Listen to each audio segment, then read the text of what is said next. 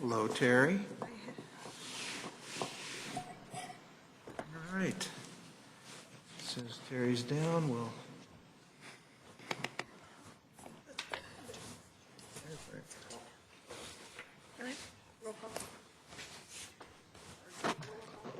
I thought he was going to. Good afternoon and welcome to the Village of Bartlett Bike and Run Plan Advisory Committee meeting. Could we have a roll call, please? Mike Kammer. Present. Terry Witt. Here. Joe Stacy. Here. Bruce Hendricks. Dan Palmer. Here. Thank you. We have a quorum. Thank you. All right. Secondly, as we move into the agenda, the first thing on the agenda today is the approval of the January 19, 2017 minutes. Is there any changes or additions to those minutes? Ms. Terry? Yeah, I've got one on, I think it's page 6. I meant to say Smart Growth America, and it came out Start Growth America. Third paragraph. Oh, Somewhere out there. the third paragraph. Third paragraph. An M instead of a T.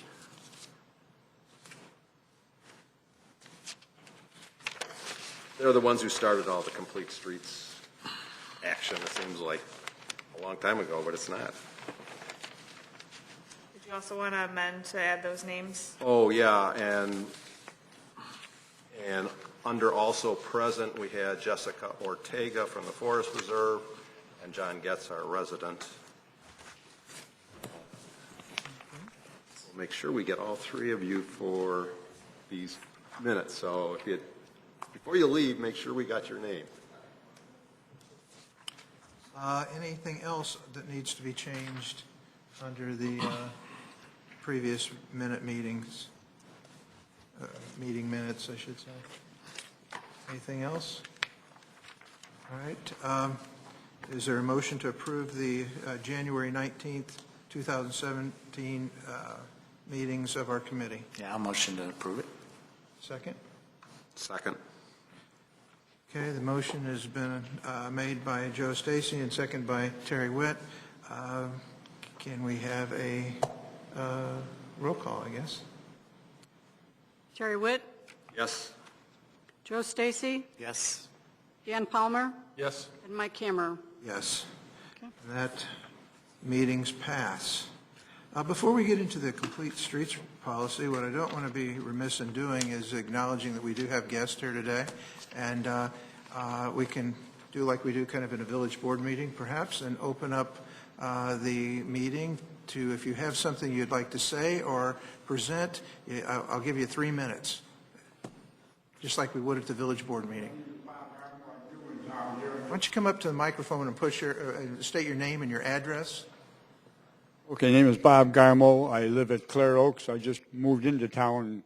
Welcome. Only about 3 months ago, and I'm mainly interested in the biking trails around town. I know budgets are rough this year, but the trails are kind of rough too. And for an old guy like me, it's hard to get by some of those. I'm just interested in seeing what future plans might be down the road as far as bike trails. That's my main concern. Great. Thank you. Thanks for coming. We appreciate you being here.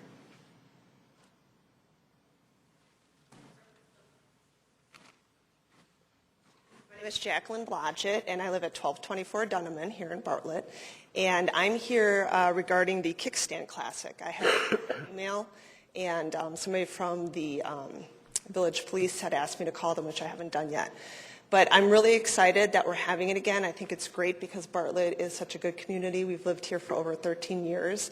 But my concern, I'm not really sure who read the email, but my concern is, I don't know if anybody's been down Dunneman. It's a very short road, and a lot of people use it as a cut-through instead of going to the light at Stearns and County Farm.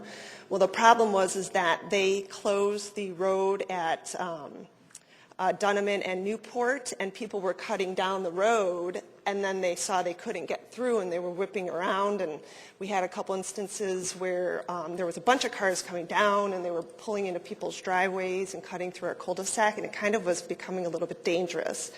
So one of our requests is that, well, our main request is that we close off Dunneman at County Farm and stop through traffic, not only there, but as well as Newport and Dunneman.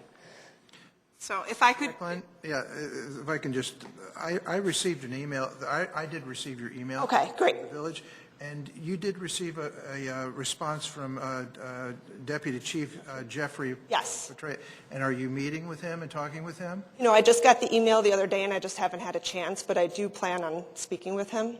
Good, It's because, just, it kind of got confusing because we asked a volunteer there why it wasn't closed off. He told us to call the police.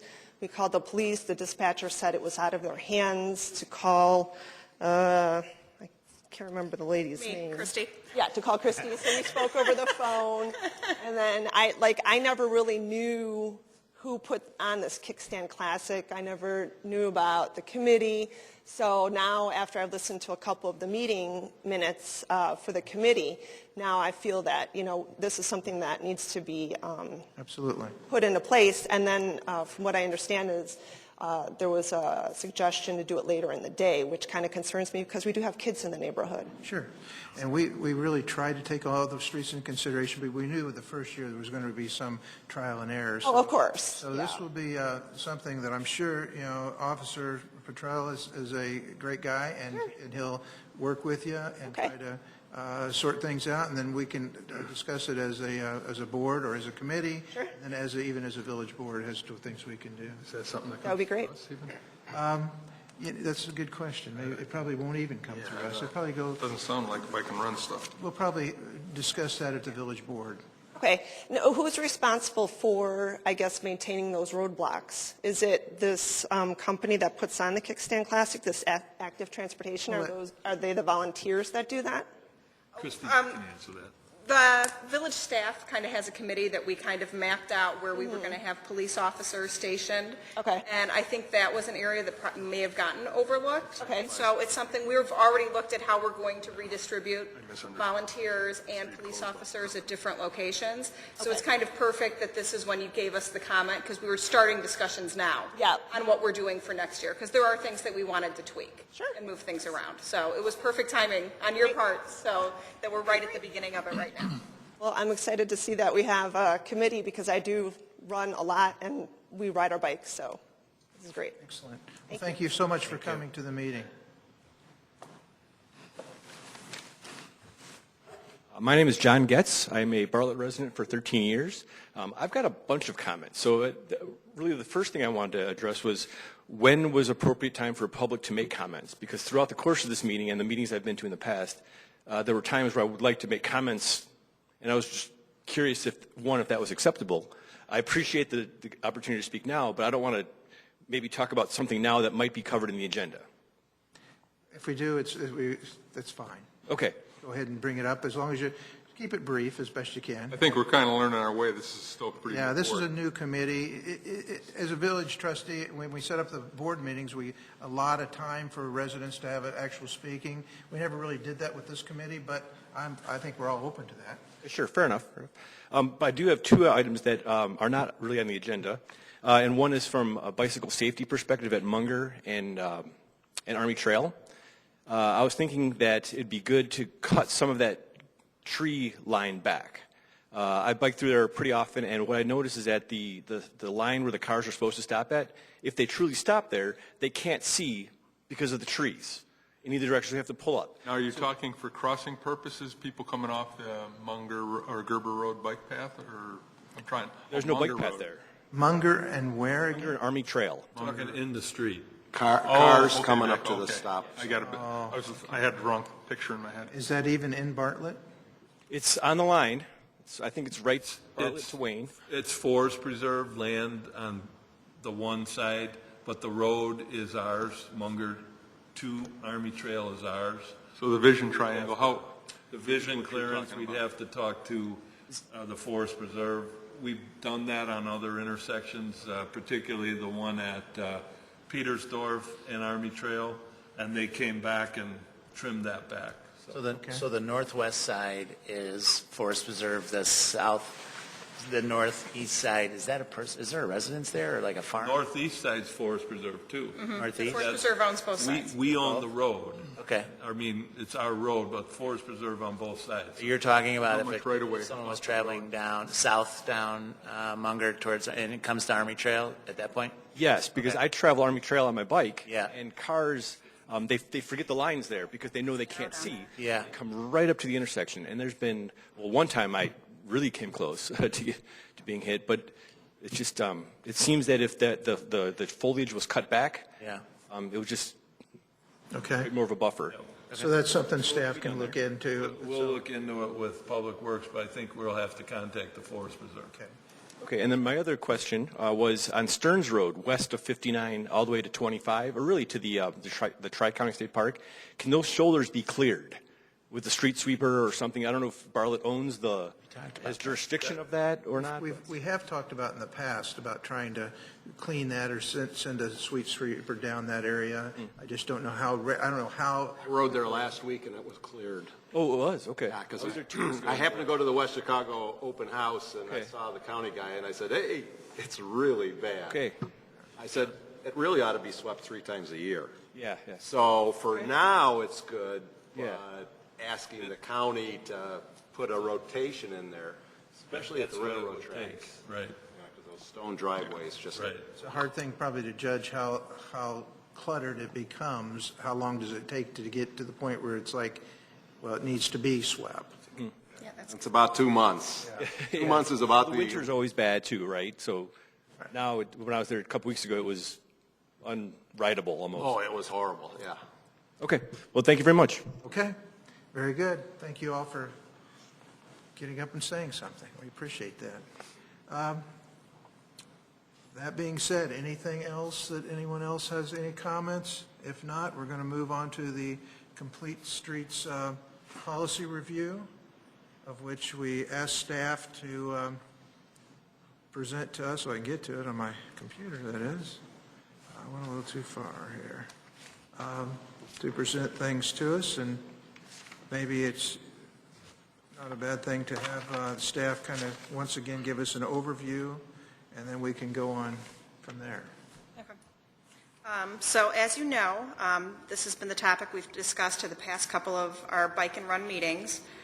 This started when the village recommended the endorsement of the bicycle plan for Wayne Township, and they encouraged all communities to adopt a complete streets policy. It's also something that was recommended as part of the TOD plan for downtown that was approved by the village board in October. So staff was directed by this committee to start drafting a policy for your review, and then basically we just want to say that the village is committed to creating a transportation network that's meant for all users. So we looked through many, many different complete streets policies that have been out there, some of the best practices, some of the things that they say you should make sure you include. And the draft complete streets policy that we've drafted is attached. It clearly states what the purpose is, the definition, what some of the benefits of adopting the complete streets policy is. And one of the big things that we have in there is the exemptions, because that's something that a lot of municipalities realized was something that does need to be in there. So we kind of looked at the best practices for that on what to include. And one of the other newer things that complete streets policies is that you have an evaluation component, so you can see and you can document that you are making progress towards your complete streets policy. So it's just kind of keeping track of how many new miles we have of bicycle and pedestrian improvements, what we've done, whether we have side paths, keeping track of that, or if it's on street routes, and then keeping track, of course, of the accessible curb ramps, which is an ongoing thing that Public Works is working on. I thought it came across very well, but I'm sure we might have some comments about it. Anyone have comments that they? Yeah, it's excellent work. I would add there under the facilities currently available standards and practices, that paragraph F, I would add the NACTO Urban Bikeway Design Guide Oh. as a reference for F on, under number 4? Yes. Yes. Do we know anything about that, Terry? Does anybody on the board or the staff know anything about? Yeah, Christie gave us a nice presentation. Yeah, we did the presentation on that. Some of the things wouldn't apply because it's more urban, but there are some recommendations they have in there that would work in a suburban setting. So we can include that as well. Yeah, and it's a reference tool. So Okay. it has good ideas, and like Christie says, some don't apply, but. The only thing I saw as I read through it was just a structural issue and a sentence structure, and that was on, I'm sure you'll probably catch that later, but it was on findings F under all things health, surprise, surprise. Public health experts are encouraged. So encouraged, I suppose, would be a better way of saying that, or some other way of saying it. Or we could get rid of take out R. We could take out R. Public health experts encourage walking. Encourage walking. There you go. Yeah.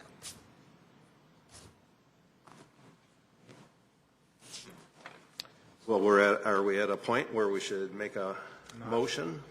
Not if other people have discussion, we're still in discussion about it. So does anyone else have any comments or concerns that they'd like to?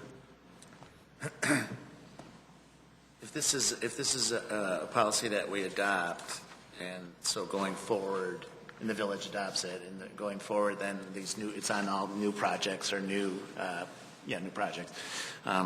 Who will review? Will we be reviewing partially that to make sure it's compliant with that, or is that just the staff? And I think pretty much for like new construction projects, it's going to be something done at the Public Works level when they're reviewing the projects. That's typically how it's done, is your transportation division kind of looks at things at that point.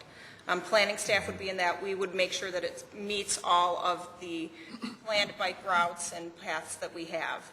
So it's something more at a staff level. Okay. Hopefully at some point this committee goes forward and we adopt a new bike plan with a little bit more specific recommendations with like possibly on-street bike routes, which is something we've only have one of right now. Yeah. Starting to look at that, and so that would help create the framework Yeah. to help us with this policy. this is kind of the foundation, and then from there we start to build it up. Correct. Okay.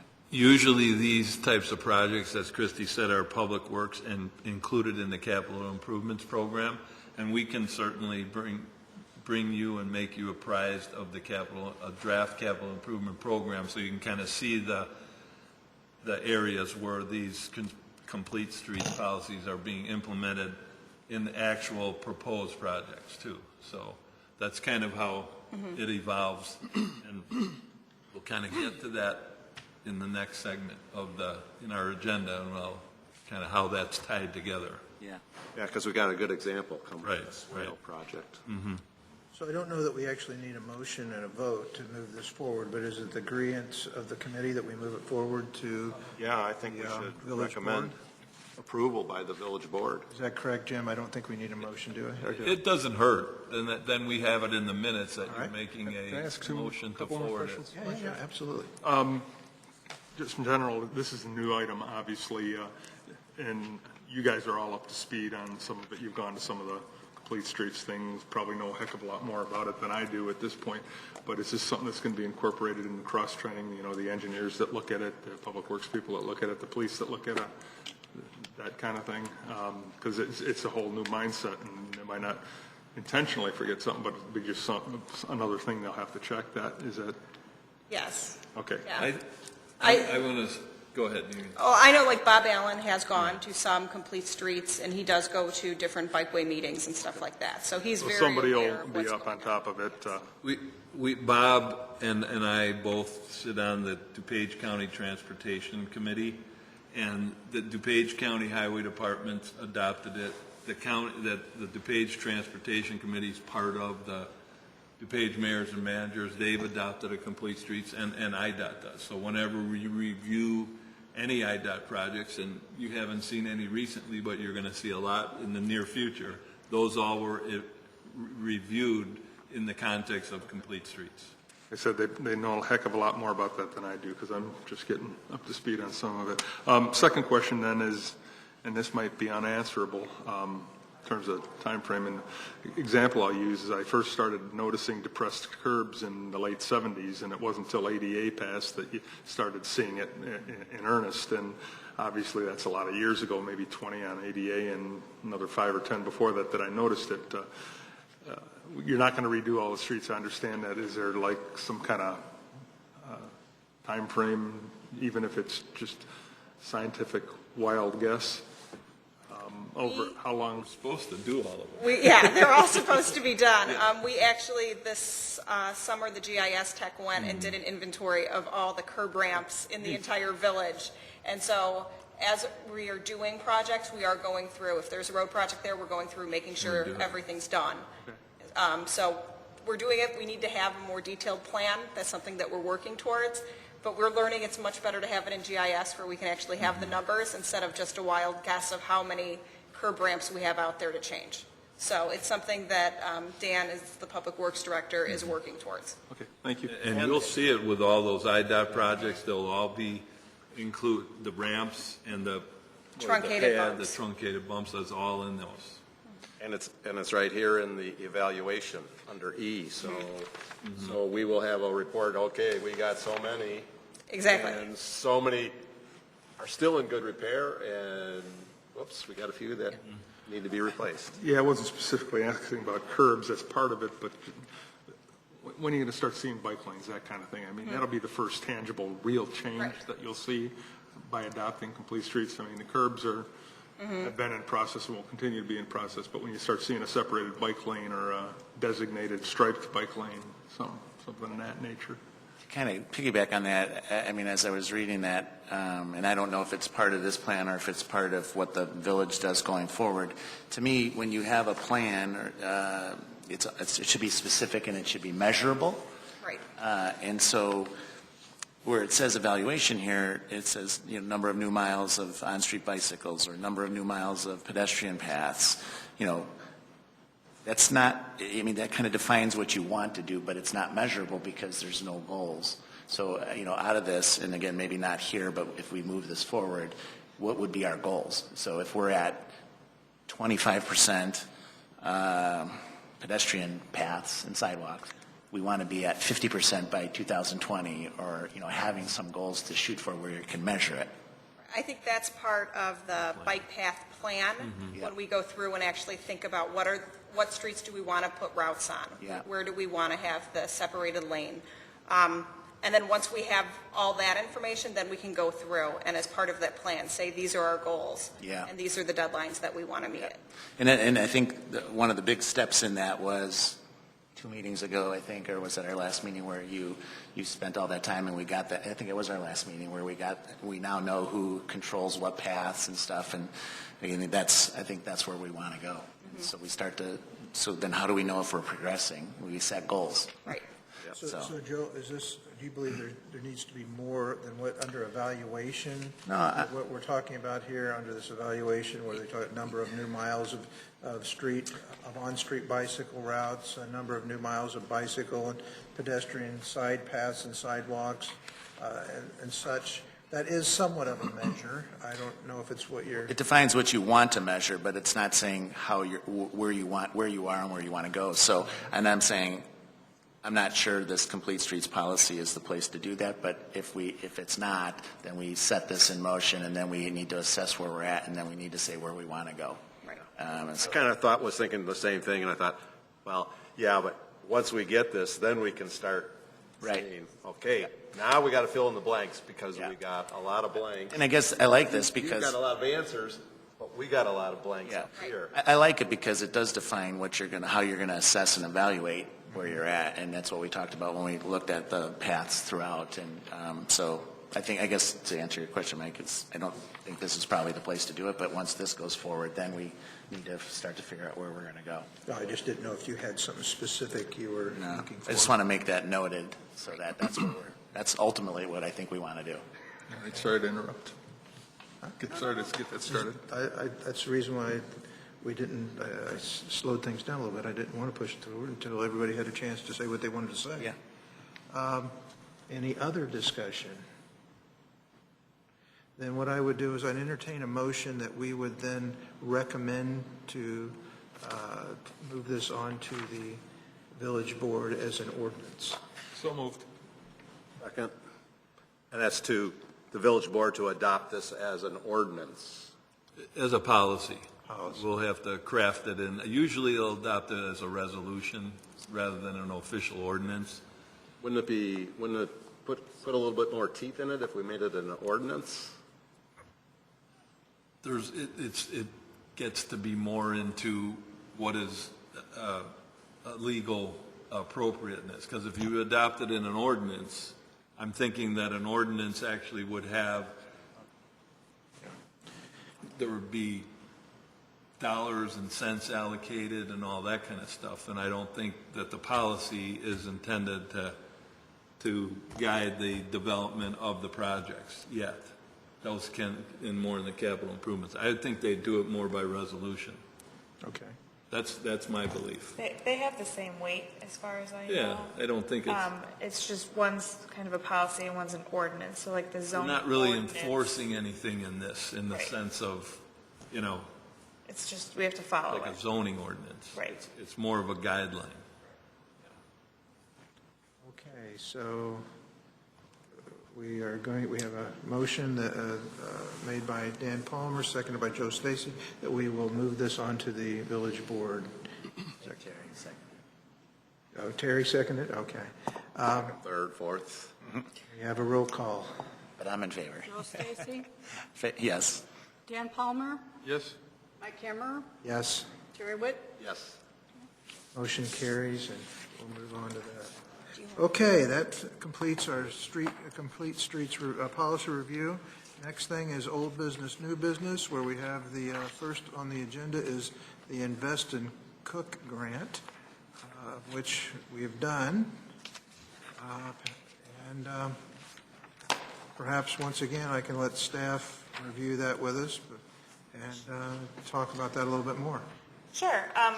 Tyler unfortunately couldn't make it today, but he has written up a memo of kind of what the Invest in Cook grant is about. Cook County Department of Highway and Traffic was given $8.5 million to assist in municipalities with this grant, and the purpose of the grant is to assist in funding for projects that promote livability, transportation, and economic development. We have actually applied for the grant. It was due March 17th, so just a few weeks ago, and the grant awarding will be in August.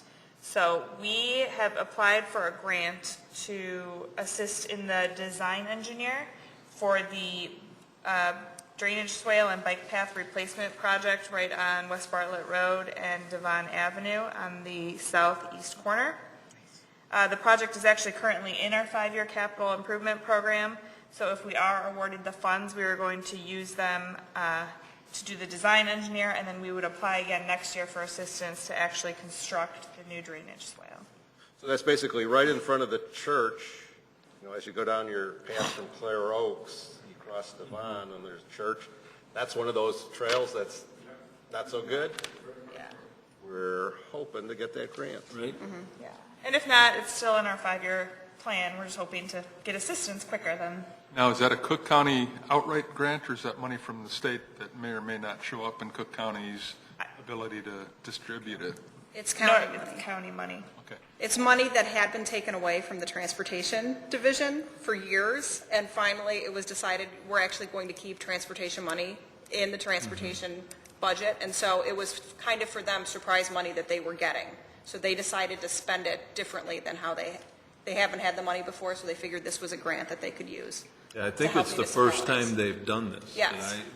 Because we had a workshop that those guys attended to how to apply for it. So is that when I emailed you, Jim, remember? So, Yes. Yeah. Yes. How much did we apply for? I believe we were requesting 75,000. 75,000? We figured out 8.5. That's nothing. That's nothing. There's a lot of people that want it, though. The Sure. room was full. There were probably triple digits that were applying. I think we were like the 83rd application that day. So Do we have any projected cost on what it's going to take to fix that part of the bike path?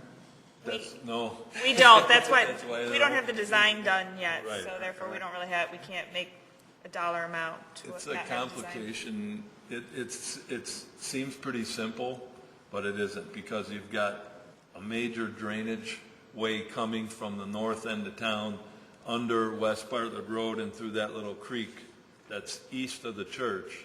And then you have really open swales kind of draining there, and those swales aren't properly graded, for one, and the water ponds there. And then you add the further complication of the path.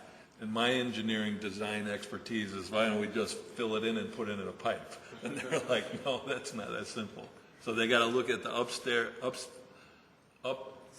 stream flow, the volume of it, make sure that it's got enough capacity in what's there to accommodate it. It may involve like a culvert, which is a bigger project than we thought, so.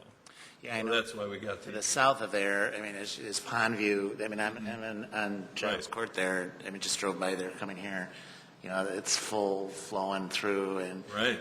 you know, on the south side of Pondview, it's flowing into that detention, and then my neighbors, you know, it comes all the way up the back of their houses in that the swale back there, and then even there's on the south side of Giles, there's a area that's now has water today, but it'll be gone tomorrow. Right.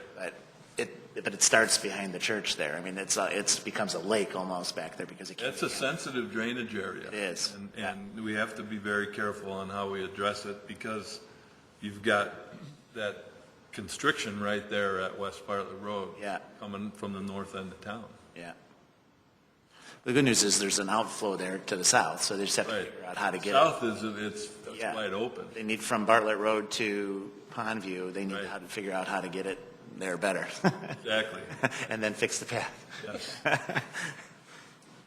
While we have such a nice picture here, I have a similar issue that John had over on Munger and Army Trail, and that is when you're on Devon Avenue and you're coming up to stop, you can't see the cross traffic. And the cars from the left are coming down a hill at 40 miles an hour, and the cars from the right are getting ready to step on the gas to get up to 40 miles an hour. So cars rarely stop at that white line, and a big part of the problem is there's all these trees over on the west corner there. It would be, what, the southwest corner? That's the Clare Oaks property. Yeah, and the problem's not the trees, it's all the vines and buckthorn stuff that's grown below there. And right now, there's no leaves on it. So it's a perfect time to go in there and just cut down the buckthorn and the vines and pull them out, let the trees grow, and when all the leaves come, people can see the traffic coming from both sides. But right now, it is really tough to see. I believe that's under the scope. Dan is always looking at that because there's a lot of accidents that happen there too because of the curve. So it is a lot of issues, not just with bikes, with cars too. So I think he is looking at that intersection to see if there's anything they can do. But we can bring it up to him about. Yeah, well, getting rid of that scrub brush, really, because We did take our sign off from there. Oh. Welcome to Bartlett sign that was on the east side. We removed, it got hit a few times, but I believe it. removed it also because it was a vision of Yes. a little bit. Yeah, that's a tough corner. Right. That's- Well, we might have progressed into new business before we've completely finished old business, so let's go back and, even though we don't have any written information about the Zagster bike share, is there anything new on that from the old business standpoint? The new is that it did not make it in my budget and was cut out of my budget before it got approved. Well, What was the amount? I think we budgeted like 20,000, and I also had asked the Park District to go halvesies in on it with me, and they cut it out of their budget, so I kind of took on their half and put it in there, and it didn't pass muster. Right. It's something that we can certainly work with them in like next year. It's kind of a new program, and the Village of Itasca is going to implement it this year, so we'll kind of have a test case and see how Itasca does, so we'll get some input and we'll ask for it for next year. And I think it'll work. I think we wanted to have it And if we can get the Park District to kind of share with it, it'd be helpful. Yeah, they're looking, some of the counties or the municipalities in Kane County are starting to talk about maybe becoming like a group and having like a program that they all become part of along the Fox River. And I think as things like that become more popular, it might help us. Yeah, and then it's a great idea. It's like kind of, well, I don't have a great bike, but I want to ride the trails. I can go and I don't know what we're going to charge, like $1 an hour or something, and take a bike ride and go around and then leave the bike back. And we were shooting for 10 bikes. That's how many. And then it's not cheap. You know, you have to 10 bikes would cost 20 grand for 10 bikes. Yeah, Really? it was. Yeah. You have the racks. You have the They'd racks. have to have the How many racks? enough for 10 bikes. one We were going to put them in, Yeah. Like we were Chicago going to couple. split them in a couple locations. But it was, I think we talked about like the Hawk Hollow Trail, and I thought we talked about maybe the community center. And We then had a couple, Trike and then and the state park. The state park, that was the other one. Yeah. So, yeah, It's coming. yeah, they do it, this program is different than the Divvy program in that the Divvy is more for commuting. This is more for recreational riding, and they do it a lot on college campuses and that, and as Christy said, the Fox River trails, and we'll see how Itasca is going to do, because they're going to implement it. This summer? This year, I'm assuming that you have to sign a contract and everything. I don't know, as soon as the weather breaks, they should be able to do it, so. Any other comments about Zagster or to the staff? If not, then the last thing maybe we can have staff comment on again is the Kickstand Classic, which we've got coming October 1st, 2017, how that's progressing along. We had a meeting a couple weeks ago with another web conference with Active Trans, and so we're looking at hopefully having increased numbers, increased registrations from what they had last year. I think last year we hit the 600 mark, and this year they're hoping to get it closer to 1,000. They're talking on opening it up for younger kids, so that possibly, like the last round of the Sunday Fun Day, like kids that were 10 and up would be able to do like a lap with the parent. So they figured that was something that was a way to get more families involved in it. And they were also, was it 16 or 15 for the whole thing? If they wanted to do it, it was 15. And then they were the age last year was 18 and older to participate in it. They've decided to lower it down to 15 and over.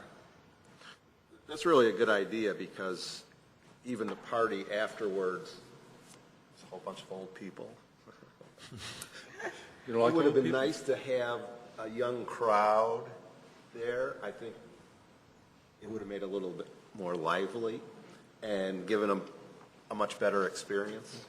So we kind of looked, that was one of the comments we had, was that they wanted to have some younger riders in there, open it up to more teens, allow children to be involved in it at some point, but we still want it to be something that's safe for everybody. You don't want to have a little kid out there that can't make the whole distance. So we thought 10 was a good age for that, to be able to do it like a 5-mile lap. And then we're looking at reconfiguring some of the festival area that was downtown to kind of make that seem a little bit more of a festive atmosphere, as opposed to having the vendors completely separated from everything else. So we're in talks to get everything.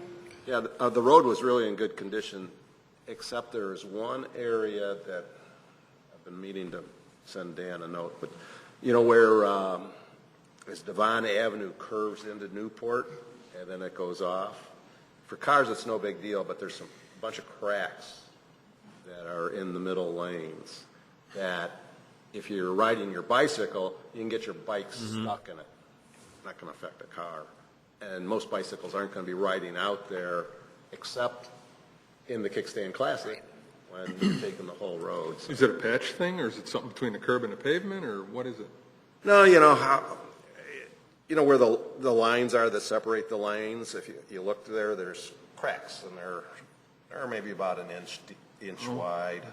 You know, it's not a big deal to a car because I know they did do some crack filling and sealing in there, and I know they have that program, so we'll make sure that he's aware of that. Yeah, just that particular area, otherwise. It's an Because introduction. we did like we rode around with them like a few weeks prior to the race, just to make sure if there were any areas that we wanted to fix. So I'm sure that's something we do again, because we want it to be a smooth ride for Yeah, it people. was smooth. Yeah. I know that the board did want to see it expand and go from the 600 to 1,000 or whatever we can get. We thought it was a great event for the village, and it's good. We want to see it do more. The other thing, too, that you might want to mention, I know the very first race is for the speeders. Well, most of the real speeders, I mean, they're going to real bike races on those weekends. And they're not really coming here, so they may want to consider that very first one to maybe even make it a little bit more competitive, maybe add one more lap or something. That'd be more under the active transport's decision, though, I think. Well, yeah, but I mean, you're having the conversations with them. It's just a comment, because I went around to all the bike shops trying to promote this, and they said, well, yeah, but we're going to this race and we're going to this race, and our mechanics are coming with us, so. Right, that's one of the things with scheduling it, is that they look at all those like real quote-unquote professional-like races, and they don't want to have it on the same weekend. Right. And I know there's some other rides that are. Yeah, they kind of moved this one back a week, so Right. now it's in October, and they were thinking they were going to promote this as being like your end of season, like one last ride. Right. So they were hoping to get maybe some more people in with that too. Before I open up any more comments, is there any other comments by the committee concerning the Kickstand Classic? All right, if there are none, then we're getting to the point of new business anyway, so why don't we open it up for a comment if you have? Sure. I just want to provide some feedback about the Kickstand Classic. I rode in it last year. I thought it was a great event. Everything you've talked about so far is all in the right direction with the kids and all that, and the festival afterwards. One thing I'd like to maybe see, or if you could talk to Active Trans about it, is maybe the timing of things. Because I rode in the fast group last year, which was a blast. We were done by 7:15 in the morning. So I hung out at the festival for about an hour until it really got started. And I pretty much went home after that, and it was my family was still sleeping. So I don't know. To me, I think the middle group, if that went first, and then maybe had the fast group to kind of maybe drum up some interest and some I guess spectators along the course. You're rooting the fast group along. And then after that, then have the Sunday Fun Day ride with the kids. That's just my suggestion. I don't know if Active Trans is open to that or if anyone else agrees with that. But that's kind of how I would like to see things. We'll mention it to them. They kind of they structure that, and a lot of it is based on who signs up for it, all the other fast riders and that. But we can certainly bring it up to them. We're not the ones who work the race. All we do is prepare the course, and we do all the outside stuff. And Understood. Yeah. Yeah, so we'll bring that up to them and see if they're interested in doing that. Okay, or if they couldn't, change the order, maybe to start it a little bit later. I know we have to clear the streets by a certain time. I get that. I don't know, just The only problem, we can't do it this year. I'll just tell you right now, because we're running up against, there's a big soccer event that day in the Park District at the community center, and it starts at noon. Okay. So we got that slot in the morning. So and that's fine. Maybe maybe talk about the order then, or the I don't know. Yeah, that's one of the problems with scheduling, is that you've got to work around so many other events and that. And we feel that almost killed it this year, and then they said, no, we can start at noon. And we also have to schedule a few churches have to change Sunday schedule. So Yeah, the other issue was obviously the festival. Yeah. We can't start it too early because there's residents downtown too, so we have to be cognizant of noise. Yeah. And, Well, the fast group went out at 6:30. Right. And literally, 50 minutes later, Yeah. it was done. first beer wasn't served till 8. Yeah. Which was maybe the issue. That's really the root of my comment. So you just have to learn to drink beer at 7:15. Thank you.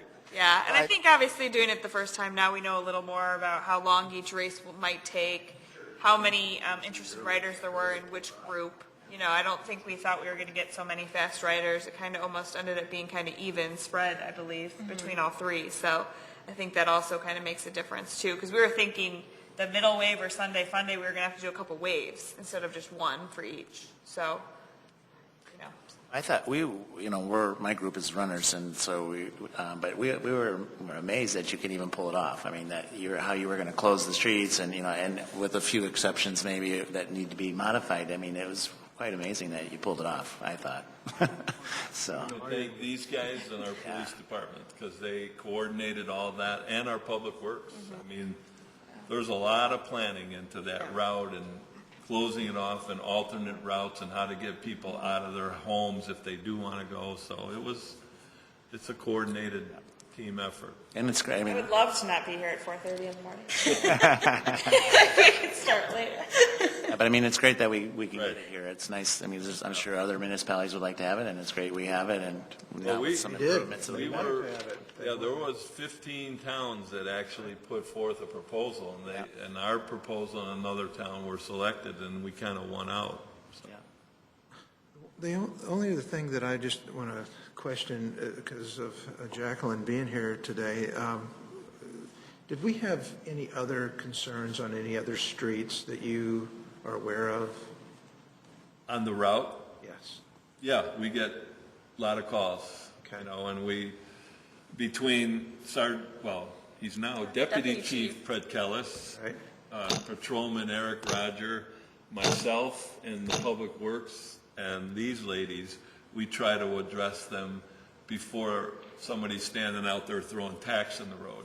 Right. But there's some angry people, and I think working with them and staging where they can park so that they can get out, I think we've had pretty good success. Yeah, I think we were able to alleviate most of their concerns prior to the event. Right. So we got a lot of angry phone calls when people first heard about it, and when they were like, I can't get out, and we explained to them, like, there was a mailing out, we put everything out again. And I think that really helped. And I think as this becomes an annual event, those types of concerns, people are going to realize this is just something that Bartlett does. Is there some indication that they have an interest in an ongoing relationship, Active Trans? Yeah. Yeah. They'd like this to be like a regular event that they host, like they do. Like the drive. Like the drive event. That'd be good. And they'd really like it to expand beyond, similar to like 5K and 10K races are in every town. As other towns see how good we do, they're hoping that they figure out, hey, we could do that in our town too. Okay, well then, any other discussion, any other new business? Oh, yeah. Well, let's hear it. Okay. May is Bike Month, and we've had a bike proclamation for the mayor for several years now. And I just think it would be a good idea if we asked the mayor to, to give us a proclamation for May. Why don't you pass it down to staff and they can get it to the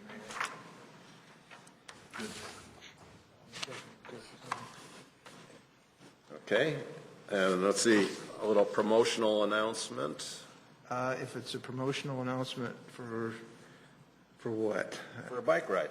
For a bike ride, okay, all right, as long as it's not a business of your own or someone else's. Bike ride we're good with, but we're not here to advertise for my business or your business or anybody else's business. No. Okay. The Ride of Silence started in around 2000, 2001. It's a memorial ride for bicyclists that have been killed or injured in crashes. We've been doing it for 7 years now in Bartlett, and we're doing it again. It's held around the world now, actually on all 7 continents on the 3rd Wednesday of May. and even Antarctica. They got a fat tire bike out there. They get out there and they go. And we're going to do it, meeting 6:45 at the local bike shop parking lot. And we do a 10-mile ride. No talking. Everybody rides. Nice, easy pace. It's like 10 miles an hour, no drop. And some of us wind up at one of the local establishments afterwards for another hour or so. But anyway, we'll be advertising it. It is on the community calendar. On ours? On our community calendar, and the park always puts something up on their sign. So that's coming. That's third Wednesday. I think that's May 17th. Is it? Yeah, okay, so May 17th. What's the date on the third Wednesday? May 17th. 17th. Okay. What time does that start? 6:45. It starts at 6:45 and AM? PM. PM. 6:45 PM. Okay. And actually, we go down Bartlett Road to Stearns, Stearns over to Munger, and Munger to West Bartlett, and West Bartlett back. So, takes about 45 minutes. We're back before dark. I mentioned I was at West Chicago meeting. They're putting a trail extension in under 59. So while I was there, I was talking to the transportation guy, and I said, we really want to get people from to be able to ride their bicycles from the community center out to the state park. Some people do it, but a lot of people are really concerned getting on the road. And I said, I have had zero success trying to get a side path on the south side of Stearns. Nobody will buy into that idea. He said, well, what about a protected bike lane? I said, bingo. So what a protected bike lane is, it's got barriers between the car traffic and the bike traffic. And we're talking about, well, it would really be a good place to put it would be right where the shoulder starts. Where is he talking about? On Stearns Road. On Stearns Road? On the shoulder. Blocking the shoulder off from cars. But I'm talking about what West of proximity? 59. West West of of 59? West of 59. So that's DuPage County. Yeah, That's I don't DuPage think the county will ever do that. I'm just saying. The whole point of the shoulder is to give cars a place to pull over. Oh yeah, those cars, they gotta have the whole road and the shoulder too, but anyway. By law, the bikes can ride on the road. Because the On the bike, north side. oh, you said south side, that's why I was thinking, because I've been trying to get a side path on the south side because you can ride on the north side, but the south side has nothing. There isn't room right away. it's tight. The shoulder ends and you ride in the lane. I mean, I don't have a problem. That's where I ride. Yeah, But families who want to ride their bikes out to the state park have a hard time because rightfully they're concerned. I mean, Is that a county road? That's a county road, right? that's county road. There, yeah. The county is got the jurisdiction west of 59. So, So from the shoulder from Linfield to Munger, where the stoplight is, Yeah, I know what you're talking about. and then you just ride the shoulder the rest of the way, and you can ride on the west of Munger. You can have a nice shoulder on the riding with traffic the way you're supposed to ride.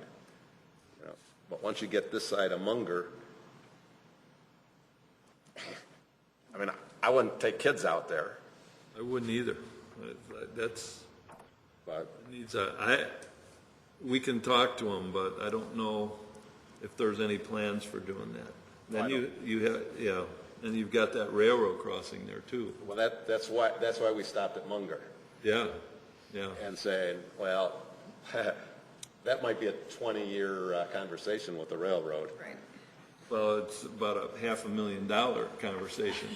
That's how much those crossings cost for the PED crossings and because we we budgeted for one and had one put in for going down Naperville across the Metro-Trex. And that's how much the early warning system and the gates and all that cost. So, Well, by just leaving it a shoulder, we avoid that conversation. I just wanted to mention it. I tossed it out there. Right. I was talking to a transportation guy for the county, and he was thinking the way I was thinking. who's the guy you're talking to? I was talking to, shoot, John Loper? no, this new, young guy. Oh, that's why. Came from McHenry County.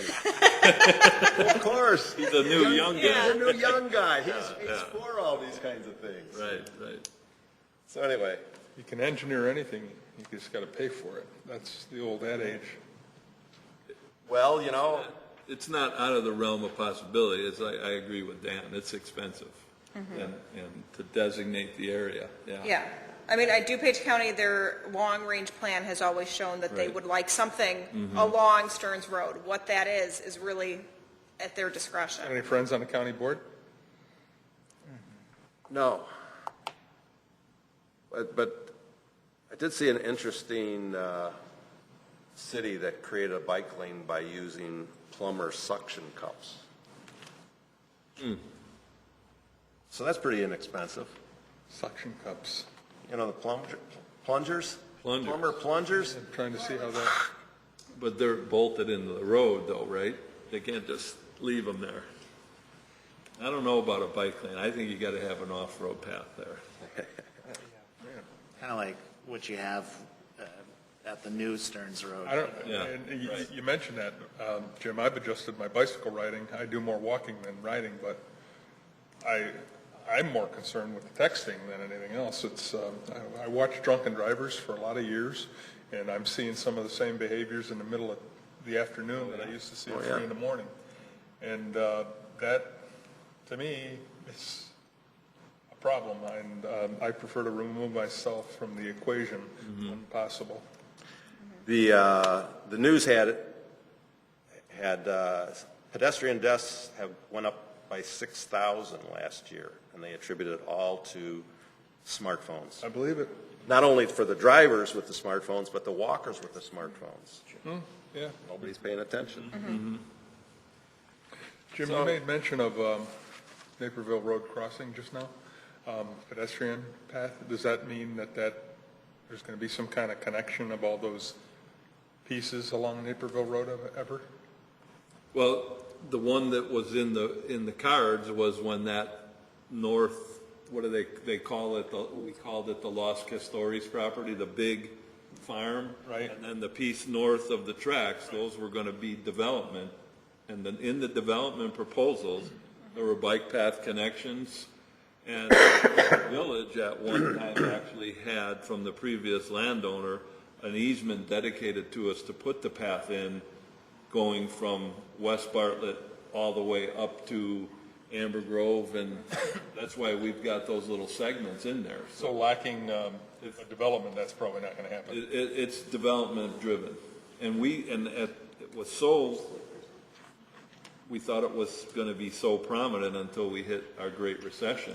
We actually had a bike path grant to put in some of that segment, and then got the money to do the railroad crossing.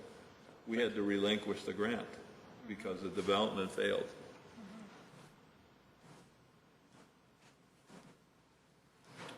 All right, any other new business?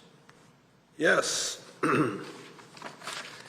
Since we only have 4 formal meetings a year, I thought maybe it would be a great idea if maybe in July we had an evening meeting here, and we had maps laid out on tables, and we made a big push to ask residents to come and talk about what they see, where they would like to see walking paths, running paths, biking routes, what makes sense to them with, little stick-em notes. We did that, what was that, a year ago, a year and a half ago? Did that with the TOD plan. Yeah, with the TOD plan. that's- Part of that, one segment of that was that, right?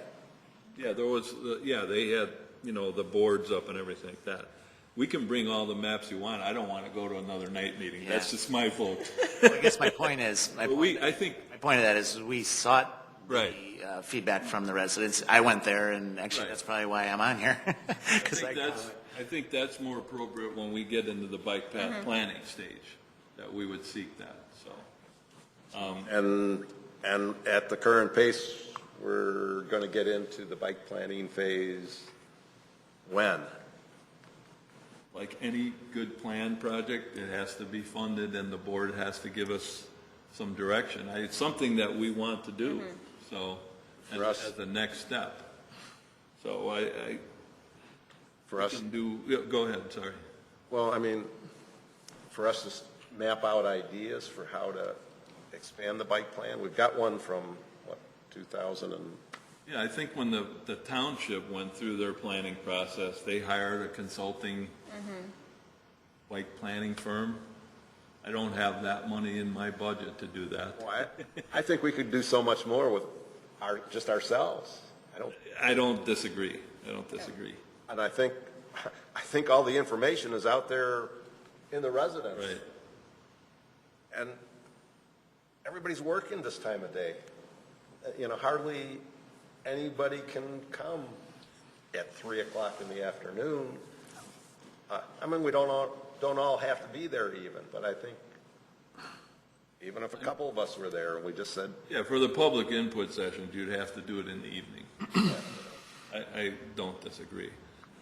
I think it's got to be in a situation where we start formulating the basis for preparing a bike path plan, or, and that involves some of the inventories we've been doing and that kind of stuff. So it's, as far as the committee set up for this structure, that's done by ordinance there. well, I know, but it says by ordinance that it only takes 2 of us to call a meeting. Does? Yeah. I don't know Do who it. wrote that. Yeah. So I only need one other crazy person on this board to say, yeah, I'll show up at Village Hall and say, hey, come on, bring your friends. Let's From a staff standpoint and a planning standpoint, I would rather us have had the direction from the board that they want us to start working on the bicycle plan. I would hate to have a meeting and have residents come and start giving us input and go, okay, well, we got your input, but we're not going to do anything with it for a couple years. Right. I mean, I want it to be something that it's part of the process for the bike plan. And I think that's the way to do the public Yeah. input. And I think we would do those meetings in the evening. And it's something that I think it would even be something that we have online where we have a map of the village. These are our current routes. Tag what places you think we should do different things. And we can get input that way, even those that can't come to a meeting. I mean, it's something that I think staff's definitely open Right. to. And then once you get the plan, then you could get into the goals that Joe's talked about, and you can get into incorporating those priority paths into the capital improvement program and get funding. It's kind of, Yeah, and I think, in what has it been, 9 months or whatever, we've made a lot of progress. I mean, getting those maps and assessing who's in control of it, that's been great. This, this streets plan is the next step, and then we move from there. So, I agree. I think that's much. yeah. We all want to go there. You just have to kind of keep taking steps. The way it works. Doesn't happen overnight. That's one thing I've found out over the last 4 years. The wheels of change turn slowly, but they do turn. So eventually we get the things we want. But you got to have the money for it. And the board right now is trying to rein in the budget as best we can. And we just don't have tons of money to throw at lots of things. So, but we're trying. So we're trying to figure it out. Best we can do right now. Next, Terry? Or you have other discussion on that? No, I guess at our next meeting, by then, we should have a complete streets policy, and then, We're hoping, yeah, I would think so. and then we need to then talk about sending a resolution to the village board to ask them to create a village bike plan, if that's our step. Well, I think we're trying to, to fund different things, repair the bike paths that are in disrepair right now. And we may be able to put in some new bike trails at some point in time, but hopefully. But I think we got a lot of upkeep and things. That's the reason we tried to sort out who was in control of what bike trails, so that we could say, all right, well, we control this section, now we need to fix it. But if we wait until all the current bike paths are up to speed, it'll be another 10 years. There are a lot of things that we can do fairly Not cheaply. necessarily, yeah. I mean, Fairly cheaply without having to budget for them if we talk about them and get them going.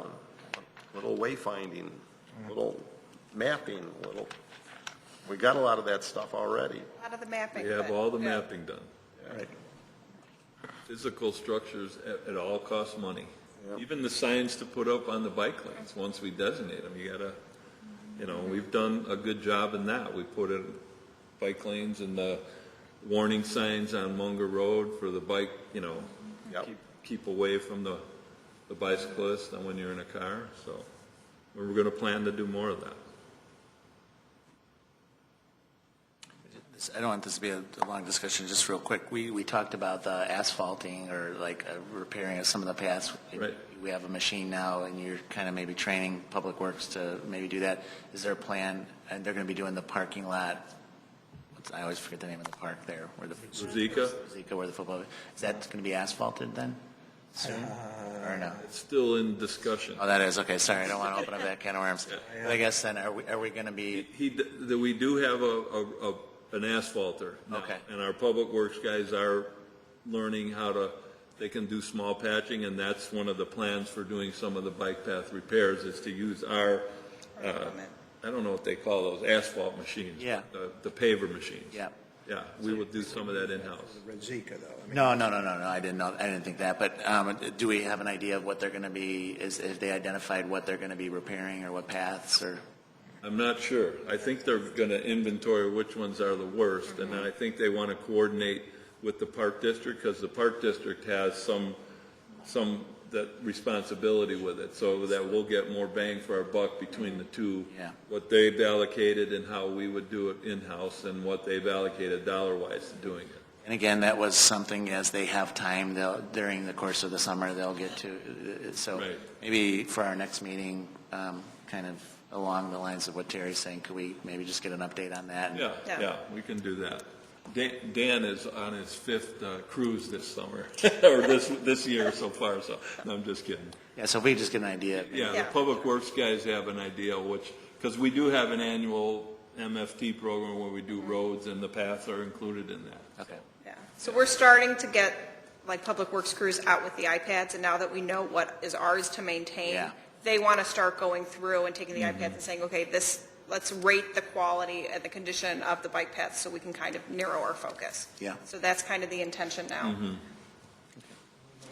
what's happening with Red Zika that was brought before the board at the last meeting, and we had to table it for various reasons, but, I mean, there's potential, I don't even want to get into Yeah, that's okay. Like I said, I don't want to open that can of worms. It doesn't matter. I just brought it.